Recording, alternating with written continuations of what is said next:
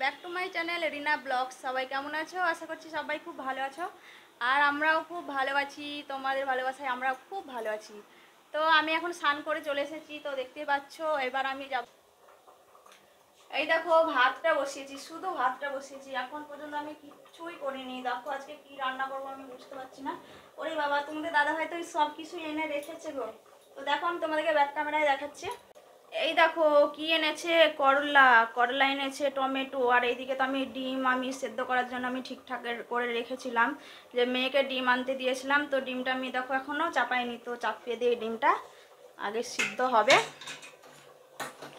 আর তরকারি পাতি বলতে কি হবে জানো, করলা এনেছে। তো করলা কি করব, করলা ভাজাই করতে হবে। তোমাদের দাদাভাই করলা ভাজা খেতে খুব ভালোবাসে, তরকারি করলে তখন খাবে না।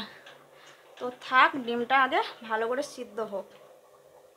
এদিকে ভাতটা হয়েছে কি কি জানি, ভাতটা অনেকক্ষণ হয়েছে বসিয়েছি।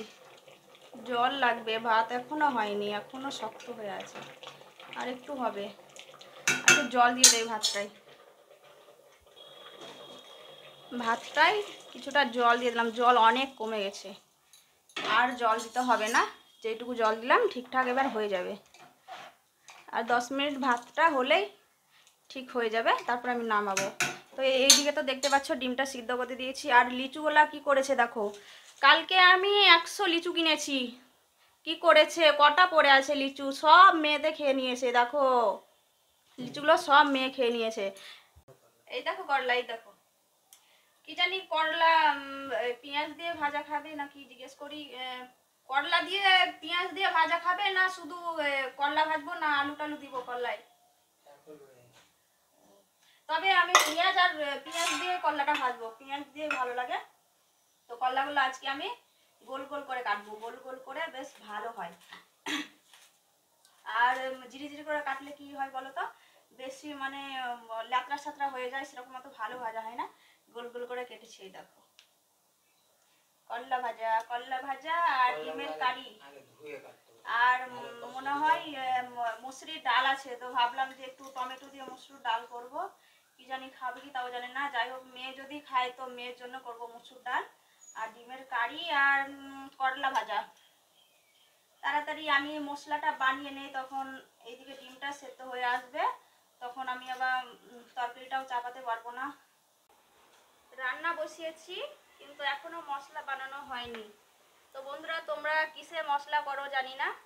তো আমি দেখো অল্প মশলার জন্যে শিলপাটাতেই মশলাটা করি, বেশি মশলা থাকলে মিক্সিতেই করি। কিন্তু বলো তো, শিলপাটায় মশলা যদি করা হয় খুব সুন্দর হয়, টেস্টি হয়। আর মেশিনে তোমার ওই ইয়েতে যদি করা হয় মিক্সিতে, তো মিক্সিতে তোমার একটা স্বাদ থাকে না, কেমন ভাব একটা মশলাটা কেমন হয়ে যায়। তার জন্য দেখো আমার অল্প মশলা বলে আমি শিলনোড়াতেই বাটছি। তো এইদিকে মশলাটা বাটা হয়নি, তার জন্য আমি রান্নাটা বসাতে পারিনি। ওইদিকে তো ডিম সেদ্ধ হচ্ছে। তো চলো তোমরা দেখতে থাকো, আবার কথা হচ্ছে। চলো কেন যাচ্ছি বলছি, খুব গরম পড়েছে গো আজ। এই হচ্ছে আমার শাশুড়ি মায়ের ঘর। আজকে আচারগুলো রোদে দিব। আচার দিয়েছিল, কোথায় রেখেছি আচার,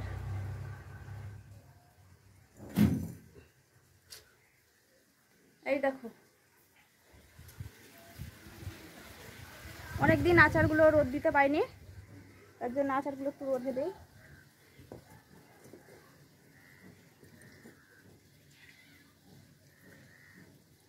এই আচারগুলো কখন বানিয়েছিলাম বলো তো, আর বছর বানিয়েছিলাম। তো এইটুকুই আছে। তো রোদে দিব ভাবি প্রত্যেক দিন, আর ভুলে যায়। আজকে রোদটা বেশ ভালো আছে, তো তার জন্য দেখো থাক, এখন থাক, বৈকাল 5টা অবধি ভালো রোদ পাবে, ভালোও হবে।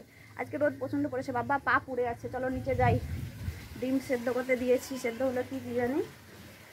ঘরটা লাগিয়ে দেয়, এটা আমার শাশুড়ি মায়ের ঘর ওপরে। চলো নিচে চলো। ওইদিকে ভাতটা নামিয়ে রেখেছি, আর কি মানে ডিমটা সিদ্ধ হচ্ছে, কি জানি জলটা মরে গেছে কি তাও জানি না।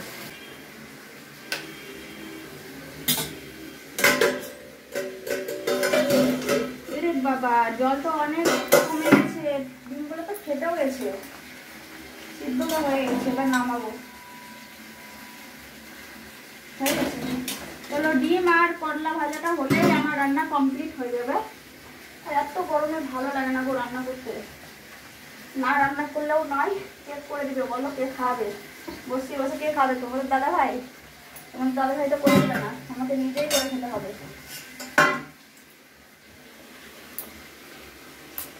চলো ডিমগুলো তুলে নিই। ডিম ছাড়াচ্ছি, ডিম 4টে ডিম আছে। আমরা মানুষ কটা আছি? 3টে। একবার খাবো, আর একটা থাকে, মেয়ে যদি খাই তো খাবে, নাহলে তোমাদের দাদাভাই খাবে। মেয়ে সেরকম ডিম খেতে চায় না, আর গরমের দিনে তো ডিম সেরকম তোমাদের দাদাভাইও খায় না। আর কি বলতো, আজকে মাছটা কিছুই পাইনি। অন্যদিন যেদিন নিরামিষ থাকে সোমবার বৃহস্পতিবার, সেদিনের মাছের খুব উৎপাত।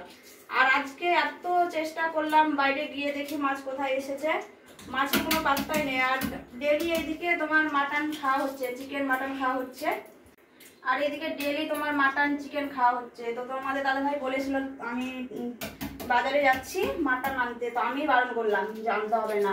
পরশু দিনকে খেয়েছি চিকেন, তার আগের দিন খেয়েছি মাটন, আবার আজকে আনবো বলছিল, তার জন্য আমি বারণ করলাম না আজকে কিছু আনতে হবে না। মাছ যখন পেলাম না, আজকে ডিমটাই করবো, ডিম দিয়ে ভাত খেয়ে নেবে। ফিরে এসেছি খাওয়া দাওয়াই, তো রান্নাবান্না কমপ্লিট করে খাবার আমি রেডি করে নিয়ে বসে আছি। তোমাদের দাদাভাইকে তো দিয়েছি, ছবিটা তুলতে দেখতেই পাচ্ছ। তো দেখো আমি আজকে রান্না বলতে এটাই করেছি, তোমাদেরকে যা বলেছি, ডিম আর করলা, আর সাথে আমি একটু আচার নিয়েছি। খরার দিনে একটু আচার না হলে একটু ভালো লাগে না, বুঝতেই পারছো। তো খাওয়া দাওয়া করে নেই, কাজকর্ম সেরকম হয়ে গেছে, আবার ফিরে আসছি। তোমরা ততক্ষণ আমার সঙ্গে থাকো। ডোনা কি খাবা তুমি? করলা খাও, করলা খাও। করলা কি নেবা? করলা, করলা ভাত দিয়ে করলাটা মেখে খাও, ভালো লাগে। তো দেখতেই পাচ্ছ বন্ধুরা, আমি এখন রেডি হয়েছি, শাড়ি পরেছি তো এলবিতে যাওয়ার জন্য। তো চলো বন্ধুরা, ভিডিওটা আমি এখানেই শেষ করছি, আর বড় করছি না। ভিডিওটি দেখে যদি ভালো লেগে থাকে লাইক কমেন্ট শেয়ার করবে, আর যারা চ্যানেলটি এখনও সাবস্ক্রাইব করোনি সাবস্ক্রাইব করে আমার পাশে থাকবে। দেখা হচ্ছে আরও অন্য কোনো ভিডিওতে। তোমরা সবাই ভালো থেকো, সুস্থ থেকো, টাটা।